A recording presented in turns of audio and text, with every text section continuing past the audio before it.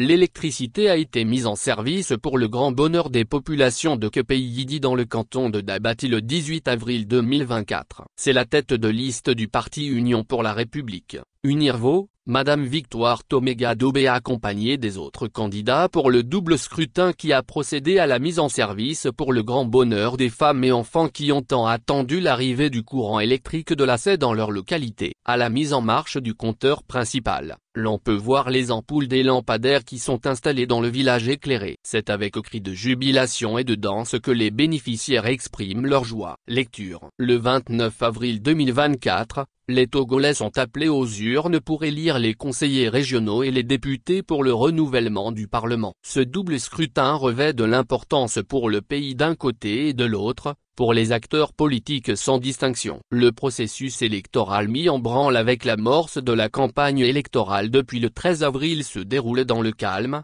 la sérénité. C'est le constat terrain fait à la 6e journée de campagne dans la préfecture de Vaud où Unirvo sillonne coin et recoin dans sa stratégie de proximité.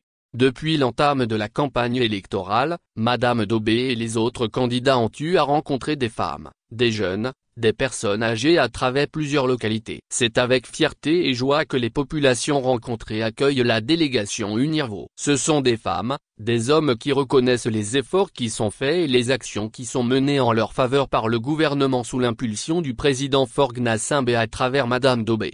À la 6e journée, la campagne de proximité a conduit Madame Dobé et sa délégation à sillonner les villages de Tétem, Dabati Centre, Voasso, Kepeyidi dans le canton de Dabati Vaud-Coutimé dans le canton de Vaud-Coutimé et Lové-Abadoubé. Si depuis l'entame de la campagne électorale, l'approche consiste à expliquer la vision du président Forgues Nassimbe et de son gouvernement pour le Togo, la journée du 18 avril a été toute particulière pour les populations de Kepeyidi.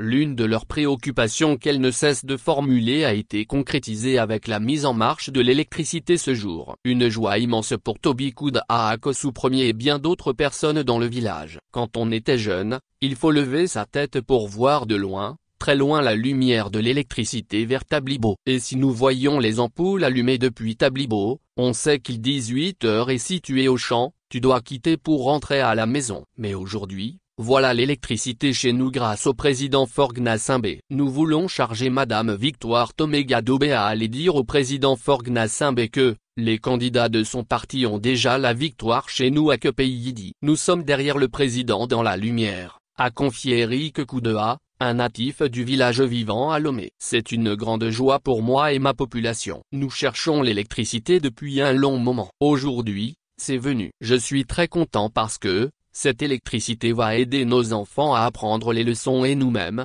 nos maisons seront éclairées. Je ne sais pas comment je vais remercier, a de son côté exprimé le chef du village de Kepeyidi. C'est la première fois que le Togo organise les élections régionales pour élire les conseillers régionaux. Les législatives visent à renouveler le Parlement en fin de mandat. Ce double scrutin arrive alors que le débat autour du projet de révision constitutionnelle est diversement apprécié. Selon le calendrier réaménagé, les populations votent pour le double scrutin, le lundi 29 avril 2024. Les forces armées togolaises, les forces de sécurité, des forces paramilitaires et de la réserve opérationnelle votent par anticipation le vendredi 26 avril 2024.